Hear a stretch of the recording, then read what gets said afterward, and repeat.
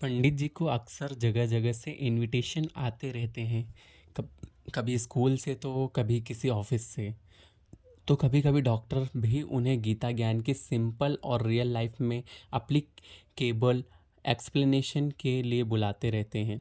वहाँ जाकर अलग अलग लोगों से बात करना, उनके एक्सपीरियंसेस सुनना पंडित जी को बहुत अच्छा लगता है।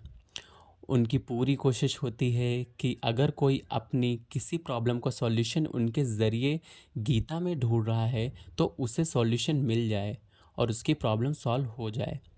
लेकिन ये सब इतना आसान नहीं है। श्रीमद् भगवत गीता एक ओशियन की तरह है।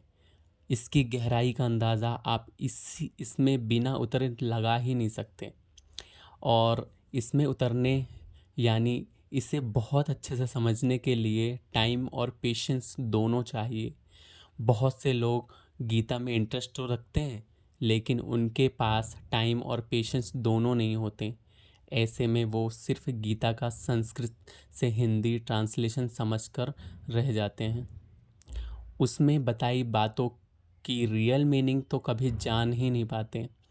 पंडित जी के पास कुछ दिन पहले एक ऐसा ही मेल आया था, जिसमें एक यंग लड़का उनसे रिक्वेस्ट कर रहा था कि वो एक वीक छुट्टी लेकर आएगा और पंडित जी से पूरी गीता समझ लेगा। पंडित जी इस मेल को पढ़कर इतने ज़ोर से हंसे कि किचन में काम कर रही सरला जी भी उनके पास आ गई। लेकिन कुछ मेल दुखी भी कर देते हैं। पंडित जी अपने फैमिली डॉक्टर डॉक्टर जोशी के दोस्त और कैंसर स्पेशलिस्ट डॉक्टर मलिक के क्लिनिक में गए थे, उनके पेशेंट्स को गीता ज्ञान देने के लिए। फिर कुछ संडेज तक ये सिलसिला चलता रहा। उन्हीं पेशेंट्स में से किसी ने एक और कैंसर पेशेंट्स को पंडित जी का रेफरेंस दिया था और अब उसी पेशेंट का मेल आया था। नाम था वरुण, उम्र बस 27 साल और blood cancer last stage. Doctors ने उम्मीद देना भी बंद कर दिया था।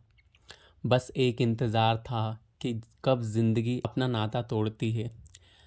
जब इस तरह की कोई सिचुएशन आती है तब पंडित जी के लिए बहुत मुश्किल हो जाता है किसी को समझाना, वो भी तब जब जब उसे ये तक ना पता हो कि उस नॉलेज को अप्लाई करने का टाइम उसके पास है भी या नहीं। वरुण ने पंडित जी के साथ अपनी एक विश शेयर की थी। वो चाहता था कि कुछ दिन पंडित जी उसे लगातार गीता ज्ञान दे, ताकि उसके सारे डर सारे डाउट्स ख़त्म हो जाएं और वो अपना आखिरी समय शांति से काट सके। एक 27 साल का बच्चा जिसे अपने फ्यूचर का प्लान करना था, अपने ड्रीम्स को चेज़ करना था, अपनी मृत्यु से पहले के समय को प्लान कर रहा था। इस बात ने पंडित जी को भी दुखी कर दिया था। वरुण ने अपनी कहानी में भी पंडित जी को लिख भेजी थी। वरुण के फादर का एक बहुत बड़ा बिजनेस था। उसकी मदर भी फैशन डिज़ाइनर थी और उनका भी खूब अच्छा नाम था। अपने पेरेंट्स की वो इकलौती औलाद था। उसके पेरेंट्स के पास बहुत पैसा तो था, लेकिन अपने इकलौते बेटे के लिए टाइम नहीं था। उसके फादर अक्सर बिजनेस के सिलसिले में फॉरेन टूर्स पर रहते और जितना टाइम इंडिया में होते उतने टाइम ऑफिस और मीटिंग में बिजी होते। उसकी माँ का स्केड्यूल भी बहुत बिजी रहता था। वरुण अपने दादा दादी और के भरोसे पल रहा था। इस सब में एक बात बहुत अच्छी थी कि उसके दादा दादी बहुत अच्छे थे, बहुत प्यार से वरुण का ख्याल रखते, उसकी हर ज़रूरत का ध्यान रखते और उनकी कोशिश होती कि वरुण को कभी ये ना लगे कि उसके पेरेंट्स के पास उसके लिए टाइम नहीं है। वरुण के ग्रैंड पेरेंट्स पूजा पाठ में भी बहुत इंटरेस्ट रखते थे। वरुण की गैर के अलावा बस यही काम था जिसके सहारे वे दोनों अपना वक्त काट रहे थे।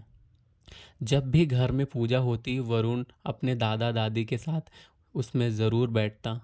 इसके अलावा सुबह शाम की पूजा तो वो कभी मिस करता ही नहीं था। उसका बचपन से ही स्पिरिचुअलिटी की तरफ इंटरेस्ट था, जो एज के साथ बढ़ता ही जा रहा था।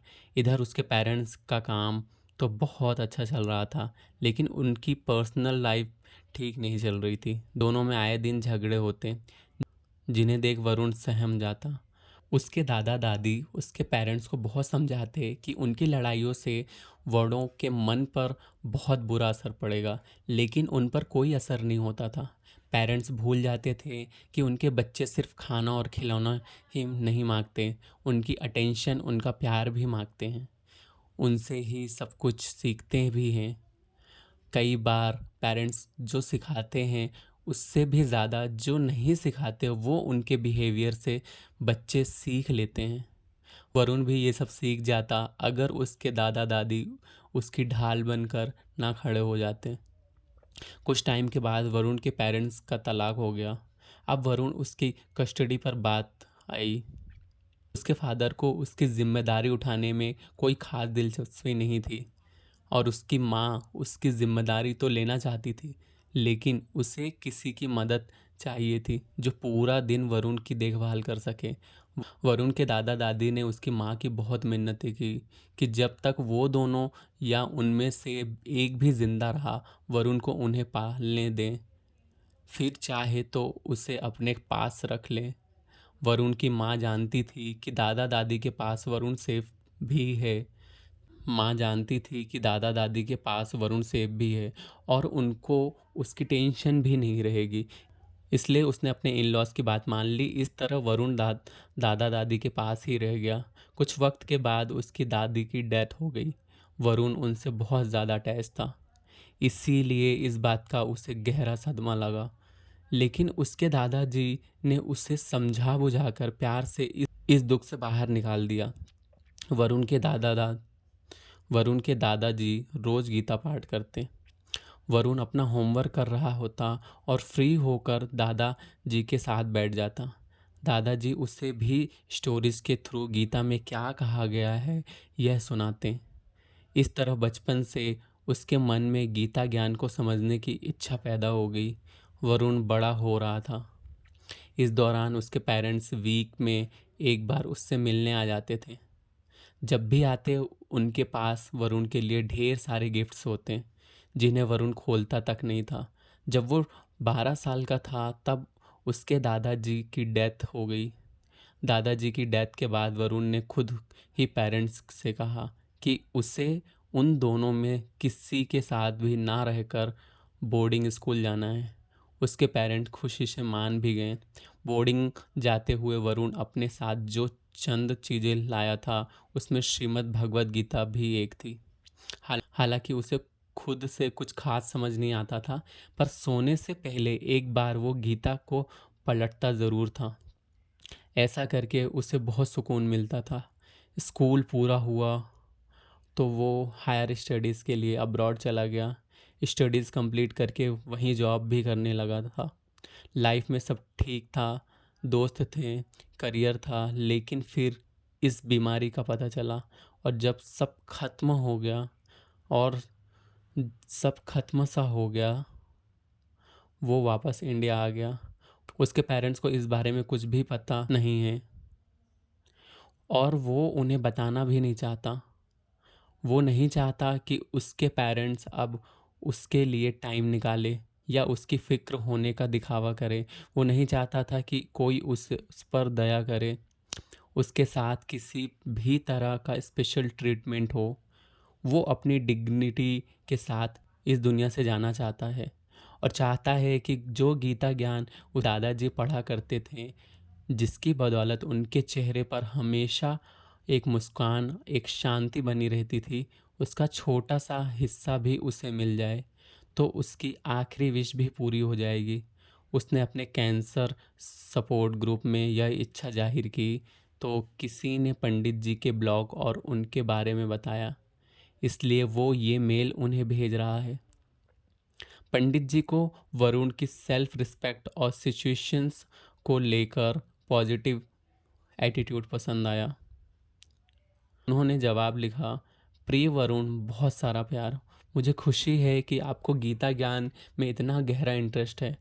मैं ये तो नहीं कहूँगा कि मुझे सब कुछ आता है, लेकिन जितना भी मैंने खुद और लोगों से सीखा है उसे आपको बताने की पूरी कोशिश करूँगा। समय किसके पास कितना है ये तो सिर्फ भगवान श्री कृष्ण ही बता सकते हैं, इसलिए उसकी चिंता मत करना। तुम जब चाहो मेरे घर आ सकते हो और हमारे साथ रह सकते हो। हम मिलकर गीता को पढ़ेंगे और एक दूसरे से समझेंगे भी। अंत में गीता का ये श्लोक लिख रहा हूँ, इसे पढ़ना और समझना। जातस्य हि ध्रुवो मृत्युर्ध्रुवं जन्म मृतस्य च तस्मात् परिहार्यते न त्वं शोचितुम् अर्हसि। इसका सिंपल वर्ड्स में मतलब ये है कि जिसने जन्म लिया है उसका मरना तय है और मौत के बाद दोबारा जन्म भी होना फिक्स है। इसलिए जो तुम्हारा है वो करते रहो, मौत का दुख मत मनाओ। इस दुनिया में जो जिंदा है उसे मरना है, इस सच के अलावा कुछ भी सच नहीं है। इसलिए मौत के टेंशन को खुद पर हावी मत होने दो। जितने दिन जिंदगी है उसको सही कामों में लगाओ, तभी शांति मिलेगी। इतना लिखकर पंडित जी ने मेल भेज दिया और भगवान श्री कृष्ण से वरुण को शक्ति और समझ देने की प्रार्थना की। और इसी तरह से ये एपिसोड भी यहीं समाप्त होता है, जिसे आप सुन रहे थे SY के क्रिएटर के शो पर।